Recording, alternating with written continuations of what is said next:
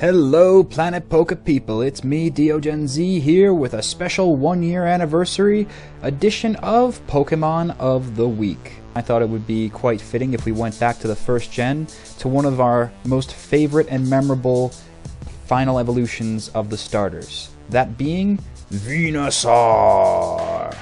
Venusaur is one of my personal favorites, although out of the three it's really hard to choose. The first gen starters were all so wonderful, and especially their final evolutions. But Venusaur in black and white becomes even more usable thanks to its Dream World ability Chlorophyll, which doubles its speed in the sun. A normally non-impressive poke when it comes to speed stats with a base of 80 gets a big boost anytime the sun's rays are shining upon it. So there's a couple of ways that you can go about utilizing this strategy. You can use Ninetales with Drought, or you can have Venusaur set up the sun for itself, and if you do that, you may want to allocate some EVs to HP in order to take the brunt of any attacks, or have another supporter that will set up the sun before Venusaur comes out onto the field. Either way you look at it, it's very beneficial to max out speed in this instance, and since it has a natural affinity towards special attack, that's why I went ahead and made it a special attacking set. I did see some variations that focused on the physical, and the benefits of that are of course expanding its move pool so that you can include Earthquake into it, but with the vast amount of OU physical sweepers out there that already exist, I felt Venusaur should stick with what it's naturally best at. So in order to max out this special attacking ability, you want to go ahead and give it a modest nature. If you're still uncertain, even with the sun boost, that Venusaur won't be faster than your opponents, then go ahead and give it a timid nature. Each one of these natures will diminish attack, but since it's physical attack, it won't really affect you. Growth on this set is vital. On top of already getting a benefit from the sun's rays in your speed thanks to the ability, growth becomes doubly as good, raising your attack and special attack 2 stages instead of 1. Since the sun is already out, and that's how you plan to use this set, is with the sun remaining at all times, I recommend a Solar Beam for a massive 120 base grass damage. If you're uncertain about using Solar Beam, however, if you're fearing your opponents to cancel out your weather effects, you may want to go ahead and use Giga Drain instead to recover some of your lost hit points and to be assured that you won't be trapped into charging one whole turn, as if it was a Hyper Beam needing 1 turn to recover. Sludge Bomb being of course the obvious other stab move that you'd like to include on Venusaur, being a dual type of grass poison, and Hidden Power Fire, which I will put up the IVs in a moment for, but Hidden Power Fire is good to cancel out steel types, also to take down the walls of grass that may come your way, especially Ferrothorn. That won't be something to fear so long as you have Hidden Power Fire at your side. And remember, not only does the sun speed boost, increase growth, but it powers up fire type moves, so this will be getting an additional power boost from the sun's rays.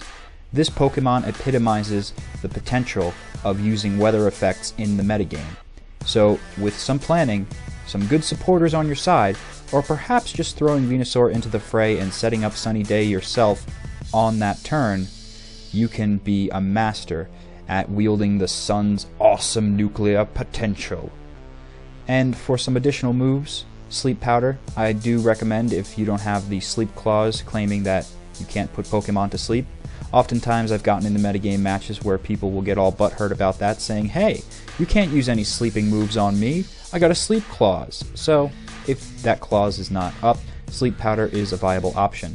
Do be aware of its lower accuracy though, and if it was my strategy, I really tend towards the onslaught of hitting them hard and hitting them fast, so to take turns of sleeping is not my style, but it can disarm a lot of foes that would be fierce and fast in taking out Venusaur.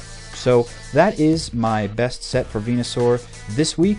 I'd like to thank everybody here on Planet Poke for the amazing experience you've given me. This has really been I almost feel, more beneficial series to myself in that I've gotten to learn about so many Pokemon that before just really I didn't even think about. And it really has given me a chance to look at metagame in the way that I never had the time to, because quite frankly life gets in the way, and raising Pokemon is not the most pinnacle at the top of my priorities list. So by doing this series, it's really opened up my eyes to the awesome, amazing matches that you can be having with these pokes. And to the rest of the creators on Planet Poke, thank you very much for making this an amazing community.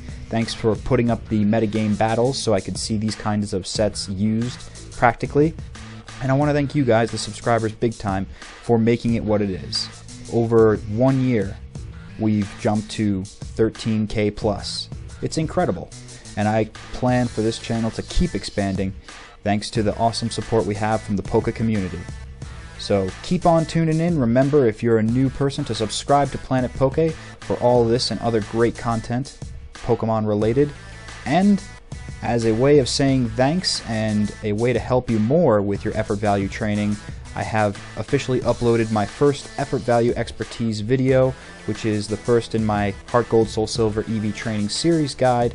However, the first video is very broad in EV training, so you can glean a lot from that and know where to go and what to do in your respective cartridge. So check that out. I'm DioGenZ, and I'll catch you next week.